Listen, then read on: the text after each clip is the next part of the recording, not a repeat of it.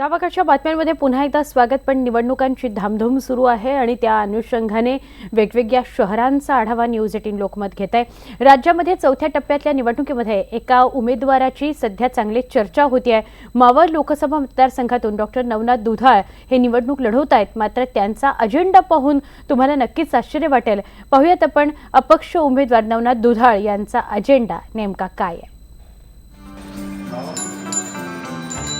हे आहेत डॉक्टर नवनाथ दुधाळ।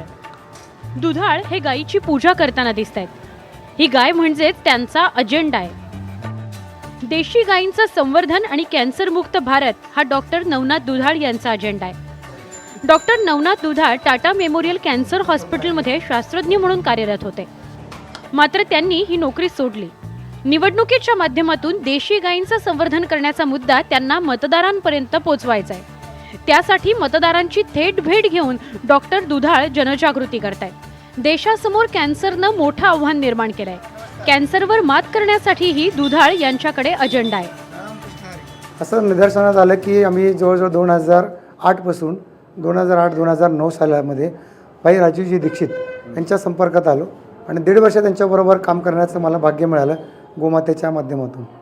तर गाईचा जो विषय त्यांनी आम्हाला समजवला आणि गाईच्या पंचगव्याच्या माध्यमातून, पंचगव्य म्हणजे दूध, तूप, ताक, शेण आणि गोमूत्र, हे 5 गव्याच्या माध्यमातून आपल्याला कॅन्सरसारख्या आजाराला सुद्धा आटोक्यात आणू शकतो हे लक्षात आल्यानंतर मग आम्ही जास्तीत जास्त माध्यमातून याच्याकडे वळलो।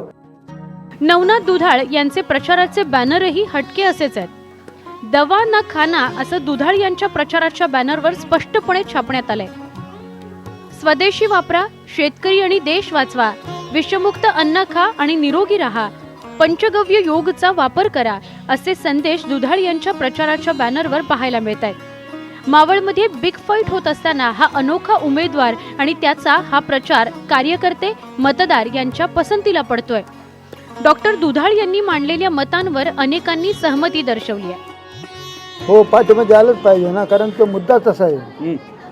हा जो मुद्दा आहे ना, हा देशाकरता आहे, एकट्याकरता नाही। तो वैयक्तिक किंवा एका जिल्ह्याकरता, तालुक्याकरता असं नाही आहे। तो हा देश वाचवायचा जर असेल ना, तर देशातले शेतकरी आणि गाई, घोडं, बैल ही सांभाळणं हे त्याचं कर्तव्य आहे। पंचगव्याच्या माध्यमातून देशी गाईचं दूध असेल, तूप असेल, ताक असेल, दही असेल, गोमूत्र असेल, शेण असेल, या जी काही गोष्टी आहेत, निविष्ट आहेत, ती गाई जी पंचगव्य देते आपल्यासाठी अमृत देते। आणि या मुद्दा आम्हाला समाजासमोर आणायचा, पटला आम्हाला ते समाजासमोर आणतायत, ते आम्हाला उपयोगीचं आहे।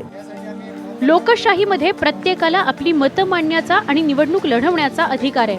हाच अधिकार वापरून डॉक्टर नवनाथ दुधाळ त्यांचा अजेंडा मतदारांपर्यंत पोहोचवतायत। आता मतदार निवडणुकीत दुधाळ यांना कसा प्रतिसाद देतात हे निकालानंतर स्पष्ट होणार आहे।